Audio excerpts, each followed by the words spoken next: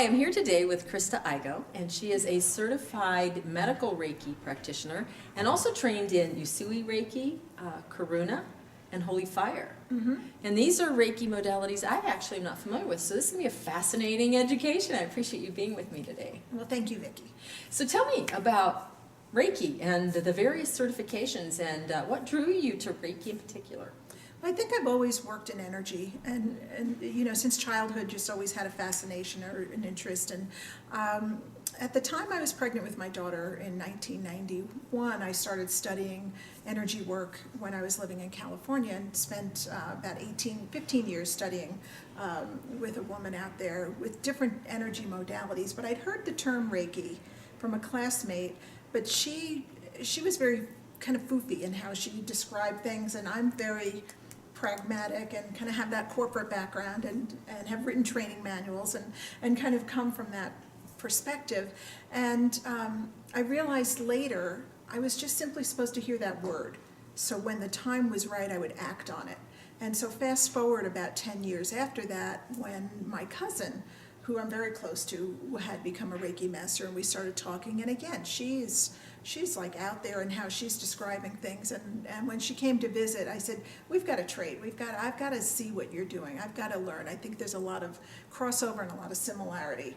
And at that point, I realized, yeah, I was already there, and it was time for me to do that. And the light bulbs were just going off. Found a local teacher, kind of fast-tracked through that basic Reiki that most practitioners do around the world, which is Usui Reiki, which Dr. Usui was the Japanese man almost 100 years ago who tapped into this modality. I don't want to say he created Reiki. This energy by this name has been on the planet since the beginning of time. Right. There's just evidence, a life force. Yeah, it's called life force energy. There's evidence in the pyramids in Egypt that the ancient Egyptians were using hands-on healing and were using a form of Reiki energy. Every culture has had its way. So there's nothing mysterious about it. It's a type of energy we weren't taught in third grade. I think it's a basic human ability. I mean, if you think about a mother's love, if Right. you hurt yourself, your mom kisses it or That's right. touches it, Right. and there's a healing transfer Right. there through that love. Right. And we do that instinctively with ourselves, as you were doing. You know, we Yeah, bang I hurt my ourselves, knee. and Yeah. what do? We try to harness that energy. The thing with Reiki is it's viewed as an external energy. It's not our own energy, which is beautiful, because there are other healing modalities in the world where people are using their own energy, and what happens is their own lifespan is shortened. Right. Because they're giving, and never replenishing. Reiki is an energy that when you're trained as a practitioner, you learn how to bring it through you and out your hands, so that it's the give a healing, get a healing. Right. So when I'm working on clients, you know, if I have a day when I'm seeing several different clients on that day, by the end of the day, I'm pretty buzzed. and I usually can't sleep because I'm You're just vibrant. Yeah, exactly, because I've had such a healing that day. So That's wonderful. So that's Usui, which is a basic. So that's learning basically Right. the master's discovery. right. What is Karuna? So in the 1990s, this, you know, we're stepping back a bit. Everything has a vibration level. And if we all joke about it, but there's truth behind this concept when we say the world is spinning faster or the time is going faster. Well, it is.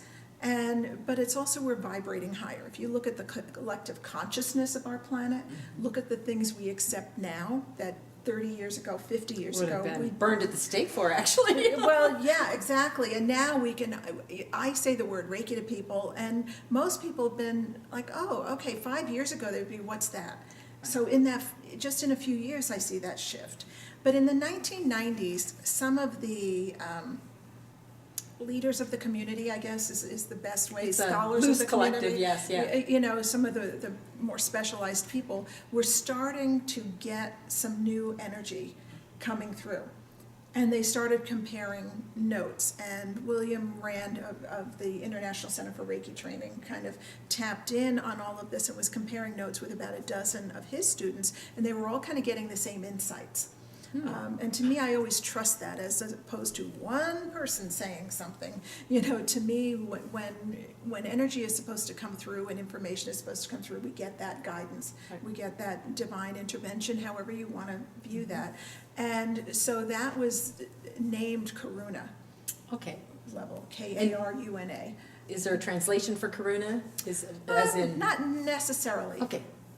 But it's a more, some have talked about Usui Reiki being like a drill bit and Karuna being like a laser beam. So it's you working can with a get- different vibration. It's a much higher vibration, and you can really kind of pinpoint certain things. When I'm dealing with, I use it in every single client. It's rare for me to turn off something. I pretty much kind of bring in my whole toolbox. Yeah. But especially when I'm dealing with real deep emotions and grief and abuse, it's a way to just really kind of pinpoint. So it kind of speeds up any of the healing that takes place. That's neat. It's not that one is better than the other. It's just Complementary. It's just that another vibration. Right, exactly. And so everything is a vibration. I always tell my clients and my students, when they walk through the door to see me, they may be vibrating here. Reiki shifts your whole vibration. So you leave vibrating higher. It may be here, it may be here. On any given day, that shift, it's like peeling an onion. Some days it's just that little paper thin, and some days the whole chunk comes off. You never know. It's never the practitioner's agenda. Right.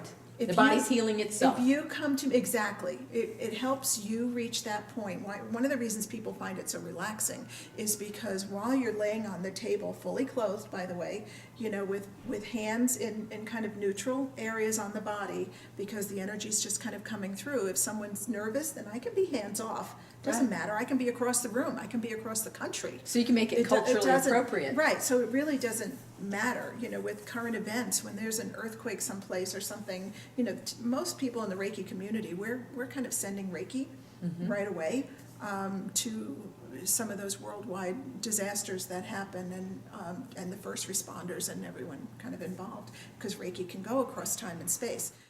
So Reiki raises one's vibration. So with that, one of the reasons people feel so relaxed when they're on the table is because Reiki kind of puts you into a very deep, not quite an alpha state. I'm not sure where the scientists would call it. But it shifts the brain But wave. it shifts, right, everything slows down. Your blood is actually going slower. Everything is slower. And you go into that deep space where the body can kind of shift back in and start healing from itself. It takes you out of a stress response then. Right. So it's a reduction of stress, which allows the resources of the body to be used, not for survival in the outside Right, world. but for its and own inner innate healing. wisdom of how to heal itself. That's beautiful. So sometimes that is simply just in that relaxation to just replenish. Other times it's that ability to let go. We form blocks in our system. We things attach to us over time. We form protective cushions based on childhood experiences. And when we can start to help those they're no longer serving, when we can start to let them go, then we can start emerging out from under. So I always tell people Reiki works body, mind, and spirit, because it's not just physical healing. And I never say someone can be cured of anything. I've spent 4.5 years volunteering with an organization that deals with, we give weekly sessions to cancer patients. So I've had a lot of experience with cancer, but I have never told anyone this is going to cure cancer. But it can reduce chemo fog. It can help people sleep. It can help them deal with the fear. It can help them feel good. It can help them replenish and soak up. And sometimes the answer is someone is supposed to leave this planet. Sometimes one of my Reiki cancer patients came in and said, I don't think I need to have this anymore. It's like very interesting shift in her. and it was in that raising her vibration. Because when you raise your vibration, what no longer serves you, like the law of attraction, and many people are starting to really understand that. That's kind of a mainstream concept now. We're magnets. If we give out hostility, we're going to attract hostility. If we give out love, we're going to attract love. Well, it fits for everything else too. And so when we raise our vibration, what's no longer serving us has to leave. Right. And often that's a boyfriend or girlfriend who's not in integrity with us. It can be a job that's no longer working. It can be any kind of situation outside. I bump into people in restaurants or movie theaters 6 months later and find out, oh my gosh, you wouldn't believe I ended up a week later, I got laid off, but they gave me this great severance package and now this great job has come my way. And, or it's not to say everything's pie in the sky. Everyone, as I said earlier, Has filters. someone is going to heal this much and someone is going to heal this much. What do you need? What does your body need on any given day? So that's why you've advanced through your Reiki. You didn't just stay with the Usui, which is powerful. I'm one of these, I have to learn. I like that. There's stuff, when a new level, so in the 1990s, that Karuna level came Right. through. And then about 2 years ago, a whole new level started coming through called Holy Fire. What is that? It sounds fascinating. It's not religious. The I name. didn't assume it the was. name Holy. Well, there are people who do. It's HOLY, so I understand where people would draw that, but I didn't name it. But it comes from the root word of whole, WHOLE. And so Holy Fire is another dimension. It's not a whole school of doing Reiki. It's just another vibration that's come through, and it's more the power booster in your smoothie. Oh, yeah, okay, I like that. It just kind of adds that extra oomph. There are times I use only Holy Fire and don't use my other modalities, and sometimes it's a very, very pure, some say divine energy, and it's just a beautiful enhancement to do that. So are you reading the client's body? Or is it an intuitive sense about which of your tools you should bring to bear? That question brings me to something that's very interesting. Anyone can learn Reiki. Right. Sometimes people think, oh, I'm not psychic, well, you don't have to be. Everyone can learn Reiki. And I teach people from all walks of life, and everyone has that ability. There are some who are supposed to be professional healers. Other people just want to work on themselves, and that's great. That's really where my entry-level classes, my Reiki 1 classes is on that premise. For everyone, imagine if every household had someone in it who could, the simple headache, a few weeks ago I tore tendons in my foot, and when I fell down the stairs, the first thing I did was my hands went straight on my ankle, and started giving myself Reiki. Then assorted language came out. Things have to be a priority. It hurt, but the healing goes faster. When we have that ability, the more you use it, the more it does shift you. True. And especially, Reiki 1 deals on a physical level. How to do healings on a physical level. Reiki 2 deals on an emotional and mental level, as well as situations, and going across time and space. Right. Going into the past, going into the future, healing situations. The possibilities are endless with that. The master level gets into a more spiritual component.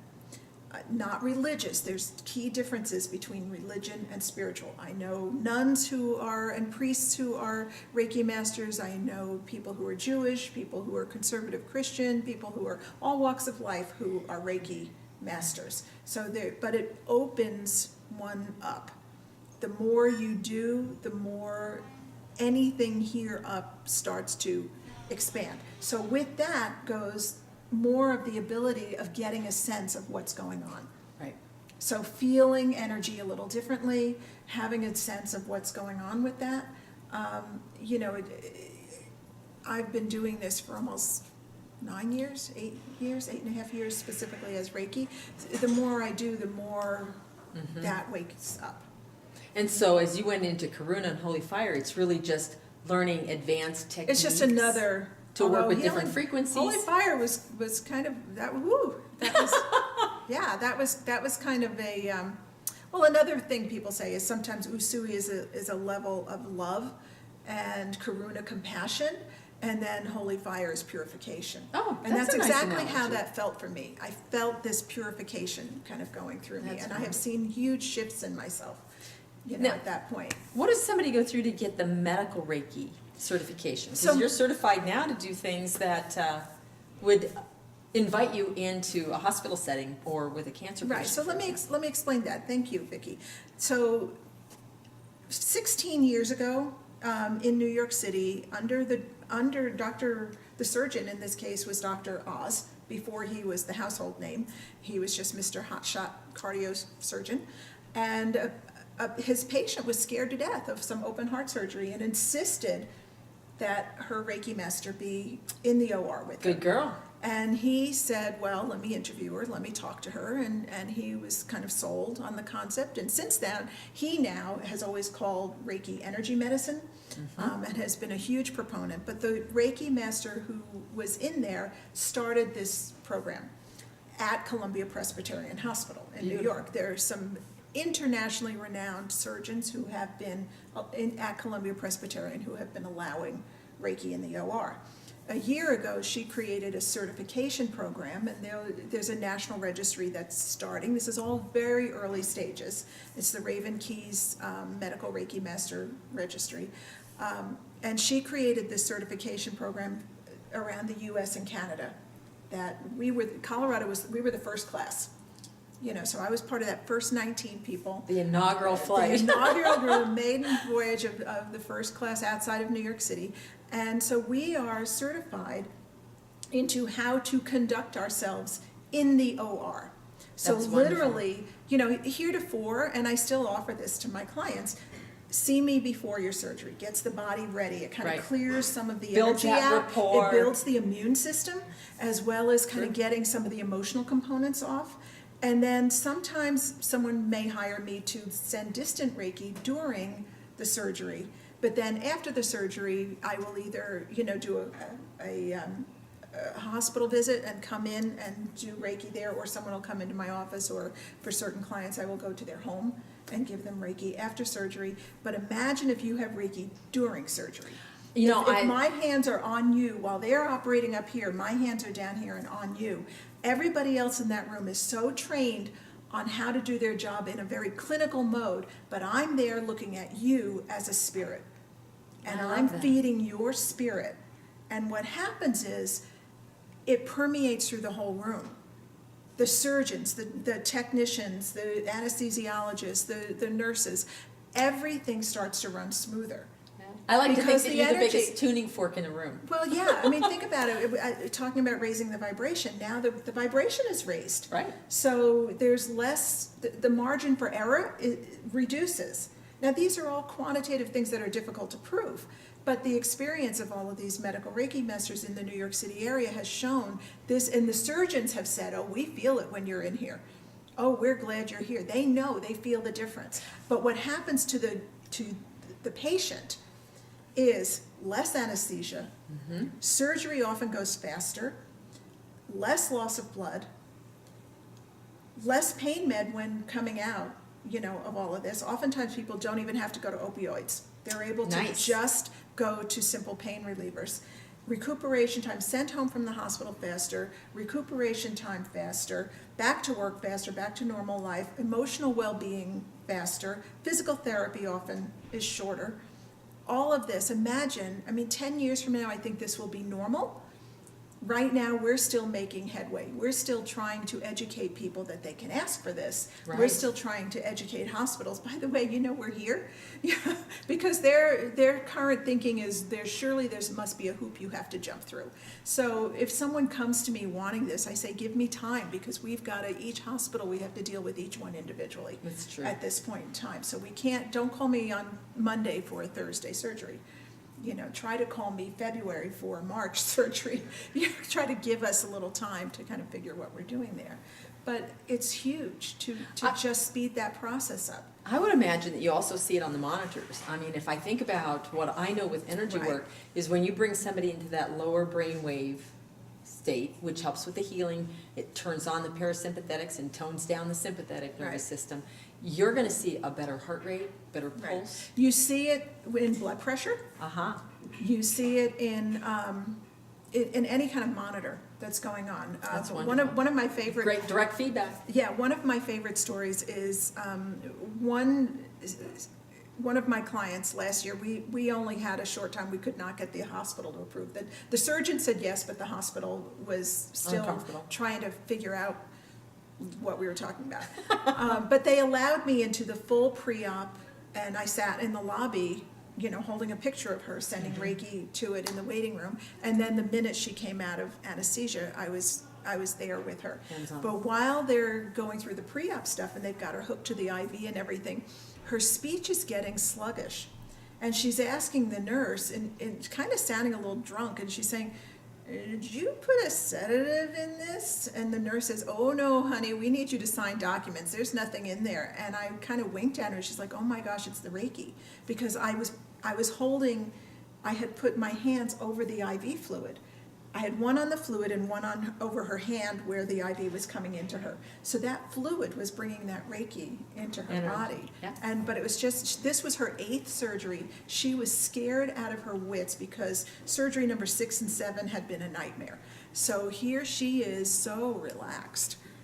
And a good recovery, I would assume. Oh, the next day she had she had some whole muscular kind of thing over here. The next day she told me she was already going out in the car.